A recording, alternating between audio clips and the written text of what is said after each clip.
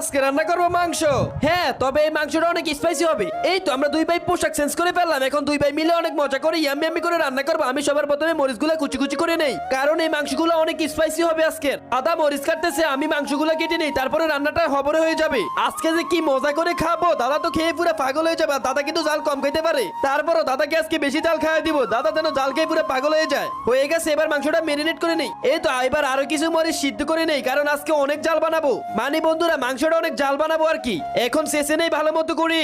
এই তো দাদা জাল বানাইতে আছে, আর আমি মাংসটা রান্না করে ফেলি তাড়াতাড়ি। আজকে দুই ভাই মিলে রান্না করবো, তো সেই সাথে হবে রে। বন্ধুরা দেখো দেখো, মাংসের কালারটা কত সুন্দর হয়েছে। আজকে যে কি মজা করে দুই ভাই খাবো। এই তো রান্না হয়ে গেছে, এখন বাইকে নিয়ে খাবো। তার আগে তুমিও যদি চাও তোমার মা তোমার সাথে সারা জীবন থাকুক, তাহলে ভিডিওতে লাইক করে চ্যানেলটি সাবস্ক্রাইব করে দিবে। তারাই শুধু লাইক সাবস্ক্রাইব করবে যারা মাকে মন থেকে ভালোবাসে। ভাই কই রে তুই, তাড়াতাড়ি চলে আয়, রান্না হয়ে গেছে রে।